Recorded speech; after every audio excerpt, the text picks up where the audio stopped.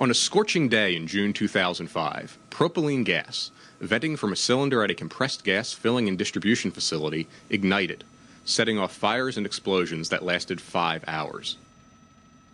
The accident occurred at the Praxair Company, located near an historic residential district in St. Louis, Missouri. Exploding cylinders were propelled into the neighborhood. Fortunately, no one was injured, although the flying debris caused property damage to buildings and cars. Everyone at the facility managed to evacuate safely. The U.S. Chemical Safety Board investigated the accident and issued a safety bulletin on the dangers of propylene cylinders exposed to high outside temperatures. The fire at Praxair was serious, and not the only one that has occurred at compressed gas facilities. The accidents show the need for companies to follow best safety practices for outdoor cylinder storage and fire protection. These measures will help protect firefighters and the neighboring communities. The Praxair fire revealed problems with pressure relief valves widely used on propylene cylinders. The valves present a potential danger during hot weather. On June 24, 2005, St. Louis was experiencing a heat wave. The high temperature that day was recorded at 97 degrees. At Praxair, thousands of compressed gas cylinders containing highly flammable products such as propylene, propane, and acetylene were stored outside in the direct sunlight. As the sunlight beat down on the cylinders, heat also radiated from the asphalt, driving up the temperature and pressure of the gases inside the cylinders. At about 3:20 p.m., increasing pressure inside one cylinder activated its pressure relief valve. Gas pushed against the spring-loaded plug, allowing propylene to flow around it.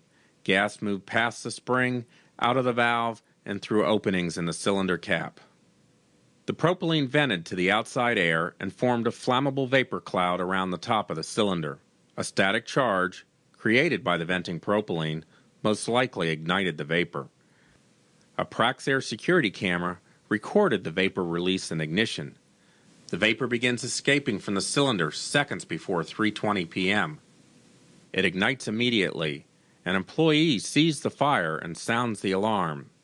Within 30 seconds, the fire is spreading rapidly, heating surrounding cylinders, causing them to vent gas, adding more fuel to the flames.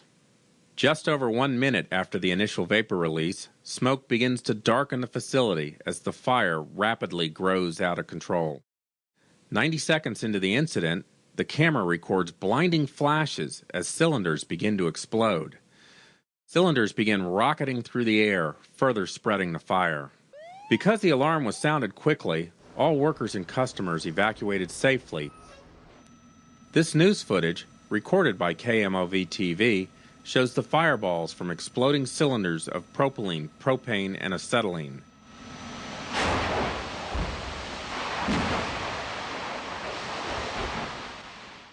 Gas cylinders, primarily of acetylene, rocketed up to 800 feet into the nearby community, damaging property and starting fires.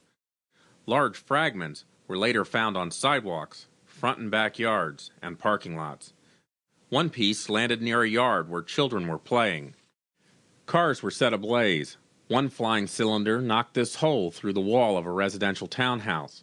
Fortunately, no bystanders were injured by the flying debris. Although firefighters set up remote water sprays, they had to remain at a distance and could not enter the facility. An estimated 8,000 cylinders were destroyed by the fire, which took 5 hours to control. The St. Louis Medical Examiner attributed the death of one resident to an asthma attack triggered by the noxious smoke and fumes from the fire.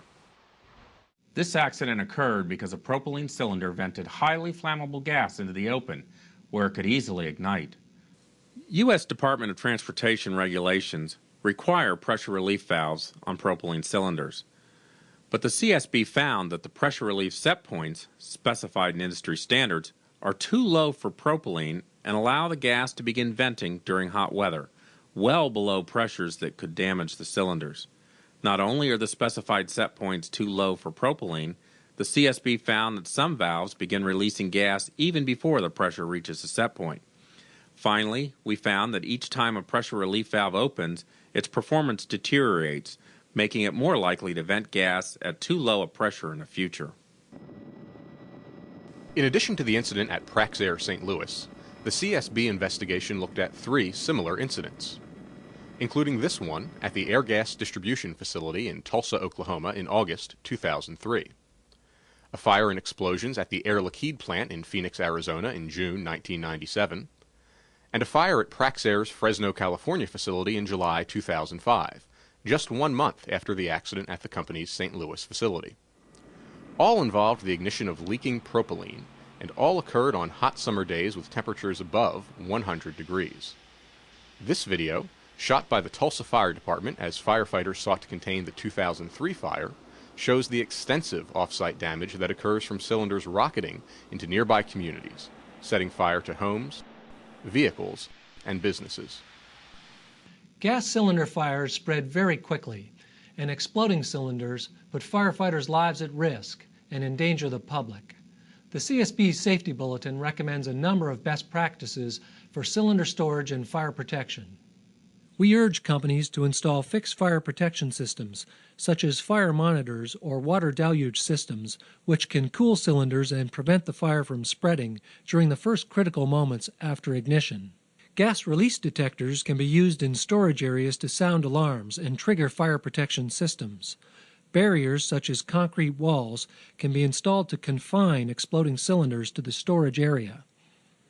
The key lesson from the CSB's investigation is that many relief valves still in use today on propylene cylinders could lead to catastrophic fires during periods of hot weather. The CSB recommends that the Compressed Gas Association, the industry's primary safety organization, revise its standards for propylene relief valves. These valves need improved reliability and also a greater safety margin between the pressure of propylene inside the cylinders and the pressure at which the valves open, so that they do not vent prematurely. Some compressed gas distributors, including Praxair, are already replacing relief valves on propylene cylinders. Propylene cylinder fires and explosions can be prevented. Thank you for watching this CSB safety video.